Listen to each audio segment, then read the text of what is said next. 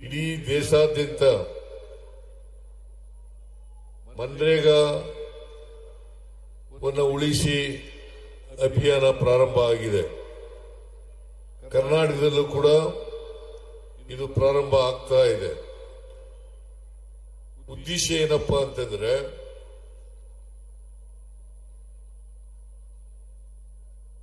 ಚಳಿಗಾಲದ ಅಧಿವೇಶನದಲ್ಲಿ ಕೇಂದ್ರದಲ್ಲಿರ್ತಕ್ಕಂಥ ಭಾರತೀಯ ಜನತಾ ಪಕ್ಷದ ಸರ್ಕಾರ ಮನ್ರೇಗಾವನ್ನ ರದ್ದು ಮಾಡಿ ಆ ಜಾಗದಲ್ಲಿ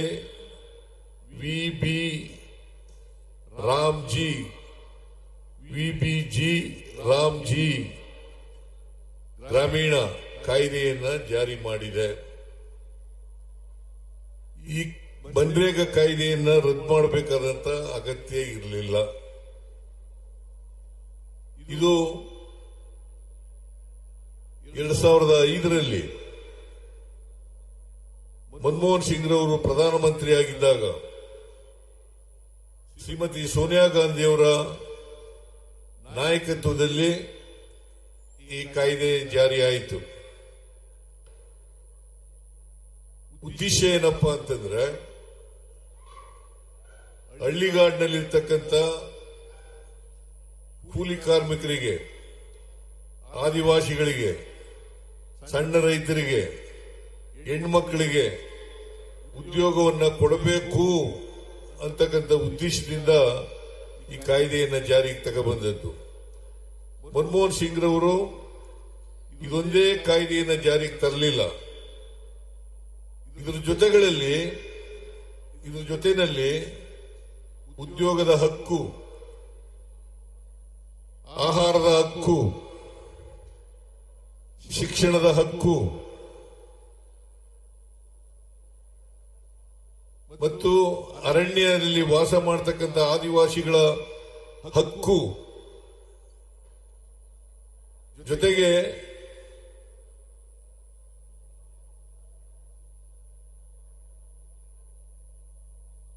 ಈ ಇನ್ಫಾರ್ಮೇಶನ್ ಹಕ್ಕು ಇದನ್ನು ಕೂಡ ಜಾರಿಗೆ ತಗೊಬಂದಿದ್ರು. ಈ ಜಾರಿ ಆದಮೇಲೆ ಇವುಗಳನ್ನೆಲ್ಲ ದುರ್ಬಲಗೊಳಿಸತಕ್ಕಂಥ ಕೆಲಸವನ್ನ ಮಾನ್ಯ ನರೇಂದ್ರ ಮೋದಿ ಅವರ ಸರ್ಕಾರ ಮಾಡ್ತಾ ಬಂತು. ಜೊತೆಗೆ ಮನ್ರೇಗಾವನ್ನೇ ಕಿತ್ತಾಕ್ತಕ್ಕಂಥ ಕೆಲಸವನ್ನ ಮಾಡಿದ್ರು. ಇದ್ರ ಬಗ್ಗೆ ಚರ್ಚೆ ಆಗಲಿಲ್ಲ.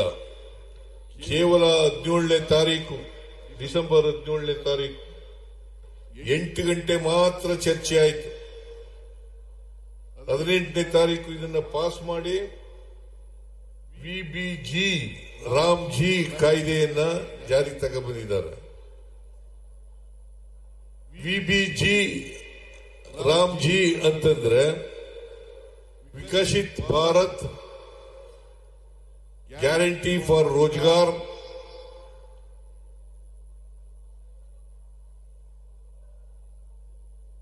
ಅಜೀವಿಕ್ ಮಿಷನ್ ಗ್ರಾಮೀಣ ಅಂತ ಅರ್ಥ. ಈ ಕಾಯ್ದೆಯನ್ನ ಜಾರಿಗೆ ತಂದಿರತಕ್ಕಂಥದ್ದು. ಸುಮಾರು ಈ ಕಾಯ್ದೆಯನ್ನ ಮನ್ರೇಗಾ ಕಾಯ್ದೆಯನ್ನು ರದ್ದು ಮಾಡೋದ್ರಿಂದ ಮನ್ರೇಗಾ ಕಾಯ್ದೆನಲ್ಲಿ 12 ಕೋಟಿ 16 ಲಕ್ಷ ಕೆಲಸಗಾರರು ಕೆಲಸವನ್ನ ಪಡ್ಕೊಳ್ತಾ ಇದ್ರು. ಇದರಲ್ಲಿ ವಿಶೇಷವಾಗಿ ಇವತ್ತು ಹೆಣ್ಮಕ್ಳೇ ಜಾಸ್ತಿ, ಸುಮಾರು 53% ಹೆಣ್ಮಕ್ಳು ಉದ್ಯೋಗವನ್ನ ಪಡ್ಕೊತಾ ಇದ್ರು. ಜೊತೆಗೆ ಪರಿಶಿಷ್ಟ ಜಾತಿಯವರು 17% ಮತ್ತು ಪರಿಶಿಷ್ಟ ವರ್ಗದವರು 7%.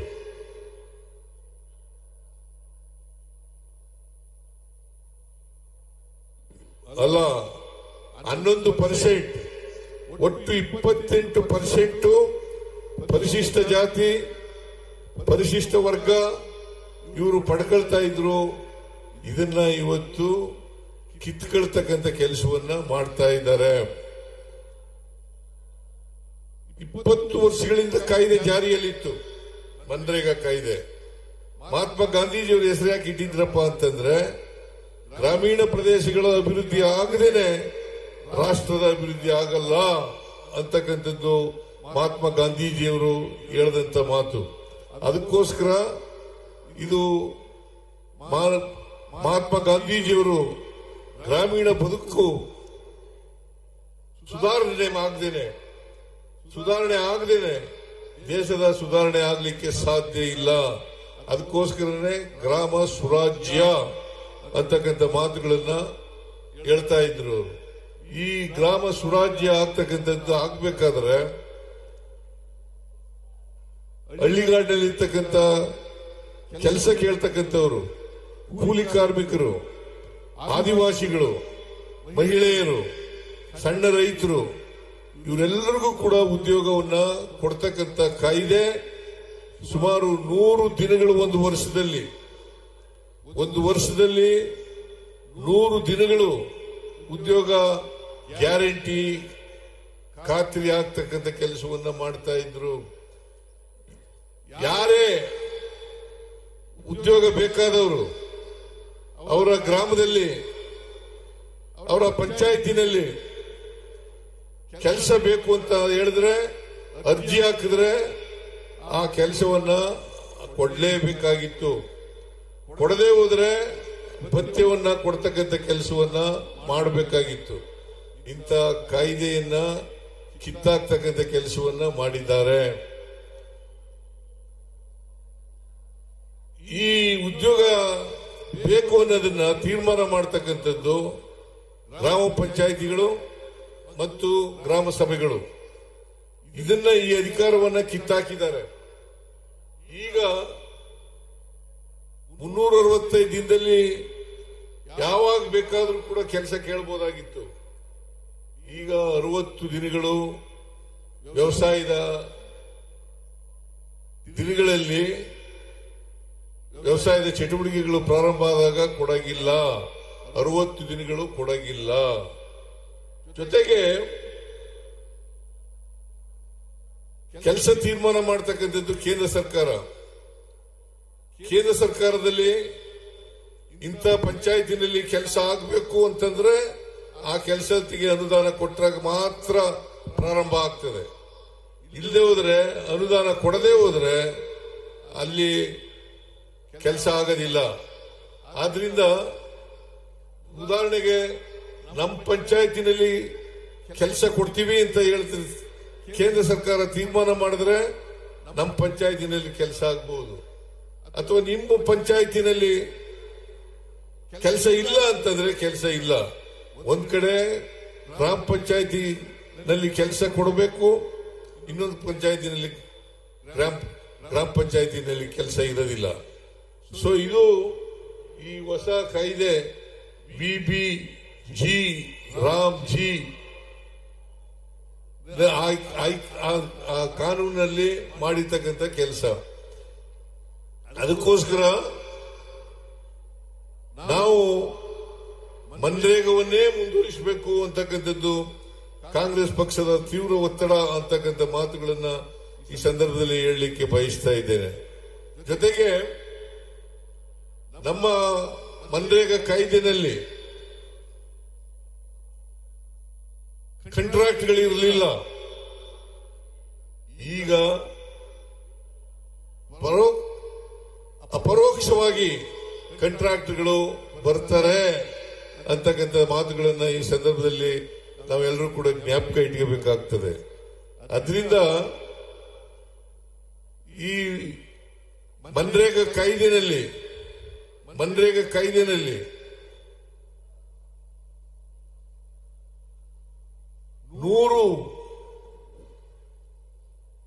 100 ದಿನ ಉದ್ಯೋಗ ಮಾಡಿದ್ರೆ ಅಷ್ಟು ದಿನಗಳ ಕೆಲಸದ ಮಜೂರಿಯನ್ನ ಕೊಡಬೇಕಾಗಿತ್ತು. ಸಾಮಗ್ರಿಗಳಿಗೆ ಮಾತ್ರ 10% ಕೊಡ್ತಕ್ಕಂಥ ಕೆಲಸವನ್ನು ಮಾಡ್ತಾ ಇದ್ರು. ಈಗ ರಾಜ್ಯ ಸರ್ಕಾರ 40% ಕೊಡಬೇಕು, ಕೇಂದ್ರ ಸರ್ಕಾರ 60% ಕೊಡಬೇಕು ಅಂತ ಈ ಹೊಸ ಕಾಯ್ದೆನಲ್ಲಿ ಮಾಡಿದ್ದಾರೆ. ಅದರಿಂದ ರಾಜ್ಯ ಸರ್ಕಾರಗಳ ಹಿತ ಕಾಪಾಡೋದ್ರಲ್ಲಿ ಸಂಪೂರ್ಣವಾಗಿ ಕೇಂದ್ರ ಸರ್ಕಾರ ಮರೆತಿದೆ ಅಂತಕ್ಕಂಥ ಮಾತುಗಳನ್ನ ಈ ಸಂದರ್ಭದಲ್ಲಿ ಹೇಳಲಿಕ್ಕೆ ಬಯಸ್ತಾ ಇದ್ದೇನೆ. ಅದರಿಂದ ನಾವು ಈ ಕಾಯ್ದೆಯನ್ನು ಉಳಿಸಬೇಕಾದದ್ದು, ರಕ್ಷಣೆ ಮಾಡ್ಕೋಬೇಕಾಗಿರ್ತಕ್ಕಂಥದ್ದು ಅತ್ಯಂತ ಅವಶ್ಯ, ಅನಿವಾರ್ಯ ಅಂತಕ್ಕಂಥ ಮಾತುಗಳನ್ನ ಈ ಸಂದರ್ಭದಲ್ಲಿ ತಾವೆಲ್ಲರೂ ಕೂಡ ಅರ್ಥ ಮಾಡ್ಕೊಂಡಿದ್ದೀರಿ ಅಂತಕ್ಕಂಥದ್ದು ನನ್ನ ಭಾವನೆ. ಅದರಿಂದ ಇಡೀ ದೇಶದಲ್ಲಿ ಕಾಂಗ್ರೆಸ್ ಪಕ್ಷ ಮನ್ರೇಗಾವನ್ನು ರಕ್ಷಣೆ ಮಾಡಲಿಕ್ಕೋಸ್ಕರ ಅದನ್ನ ಉಳಿಸಿಕೊಳ್ಳಲಿಕ್ಕೋಸ್ಕರ ನಾವು ಹೋರಾಟವನ್ನ ಮಾಡ್ತಾ ಇದ್ದೀವಿ ಅಂತಕ್ಕಂಥ ಮಾತುಗಳನ್ನ ಈ ಸಂದರ್ಭದಲ್ಲಿ ಹೇಳಲಿಕ್ಕೆ ಬಯಸ್ತಾ ಇದ್ದೇನೆ. ನಮ್ಮ ಬೇಡಿಕೆಗಳು ಪ್ರಮುಖವಾಗಿ ವಿಕಸಿತ ಭಾರತ್ ರಾಮ್ಜಿ ಕಾಯ್ದೆಯನ್ನು ಸಂಪೂರ್ಣವಾಗಿ ರದ್ದುಗೊಳಿಸಬೇಕು. ಮಹಾತ್ಮ ಗಾಂಧಿ ರಾಷ್ಟ್ರೀಯ ಗ್ರಾಮೀಣ ಉದ್ಯೋಗ ಖಾತ್ರಿ ಯೋಜನೆಯನ್ನ ಮನ್ರೇಗಾವನ್ನ ಮರುಜಾರಿಗೊಳಿಸಬೇಕು. ಬಹುಶಃ ನಿಮ್ಗೆಲ್ರಿಗೂ ಕೂಡ ಗೊತ್ತಾಗಿದೆ ಅಂತಕ್ಕಂಥದ್ದು ನನ್ನ ಭಾವನೆ. ಆದ್ರಿಂದ ವಿಕಸಿತ ಭಾರತ ರಾಮ್ಜಿ ಕಾಯ್ದೆಯನ್ನು ಸಂಪೂರ್ಣವಾಗಿ ರದ್ದುಗೊಳಿಸಬೇಕು. ಇವು ನಮ್ಮ ಬೇಡಿಕೆಗಳು. ಮಹಾತ್ಮ ಗಾಂಧಿ ರಾಷ್ಟ್ರೀಯ ಗ್ರಾಮೀಣ ಉದ್ಯೋಗ ಖಾತ್ರಿ ಯೋಜನೆಯನ್ನ ಮರುಜಾರಿಗೊಳಿಸಬೇಕು. ಜನರ ಉದ್ಯೋಗದ ಹಕ್ಕನ್ನು ಪುನರ್ಸ್ಥಾಪಿಸಬೇಕು. ಜನರ ಉದ್ಯೋಗದ ಹಕ್ಕನ್ನು ಮರುಸ್ಥಾಪಿಸಬೇಕು. ಪಂಚಾಯಿತಿಗಳ ಸ್ವಯಂ ಆಡಳಿತದ ಹಕ್ಕನ್ನು ಮರುಸ್ಥಾಪಿಸಬೇಕು. ದೇಶಾದ್ಯಂತ ದಿನಕ್ಕೆ 400 ರೂಪಾಯಿ ಕನಿಷ್ಠ ವೇತನವನ್ನು ನೀಡಬೇಕು. ಇದು ನಮ್ಮ ಬೇಡಿಕೆಗಳು. ಈ ಬೇಡಿಕೆಗಳು ಈಡೇರೋವರೆಗೆ ನಮ್ಮ ಆಂದೋಲನ ನಿಲ್ಲದಿಲ್ಲ ಅಂತಕ್ಕಂಥ ಮಾತುಗಳನ್ನ ಈ ಸಂದರ್ಭದಲ್ಲಿ ಹೇಳಲಿಕ್ಕೆ ಬಯಸ್ತಾ ಇದ್ದೇನೆ. ಹೇಗೆ ರೈತರ ವಿರೋಧಿ ಕಾಯ್ದೆಗಳನ್ನ ಕೇಂದ್ರ ಸರ್ಕಾರ ಜಾರಿಗೆ ತಂದಾಗ ಹೋರಾಟ ಮಾಡಿದ್ರು, ಅದೇ ರೀತಿ ನಾವು ಕೂಡ ಹೋರಾಟ ಮಾಡ್ತೇವೆ ಅಂತಕ್ಕಂಥ ಮಾತುಗಳನ್ನ ಈ ಸಂದರ್ಭದಲ್ಲಿ ಹೇಳಲಿಕ್ಕೆ ಬಯಸ್ತಾ ಇದ್ದೇನೆ. ಅದರಿಂದ ಮನ್ರೇಗಾ ಪುನಃಸ್ಥಾಪನೆ ಆಗಬೇಕು. ಅದು ಆಗೋವರೆಗೂ ಕೂಡ ನಮ್ಮ ಹೋರಾಟ ನಿಲ್ಲದಿಲ್ಲ. ನೀವೆಲ್ಲರೂ ಕೂಡ ತಯಾರಾಗಿದ್ದೀರಾ ನೀವೆಲ್ಲರೂ? ಇದು ಹಳ್ಳಿಗಾಡಿನಲ್ಲಿ ನಡೀತಕ್ಕಂಥ ಕಾರ್ಯಕ್ರಮ, ಹಳ್ಳಿಗಾಡಿನ ಜನರಿಗೆ ಕೊಡ್ತಕ್ಕಂಥ ಕಾರ್ಯಕ್ರಮ. ಆದ್ರಿಂದ 12 ಕೋಟಿ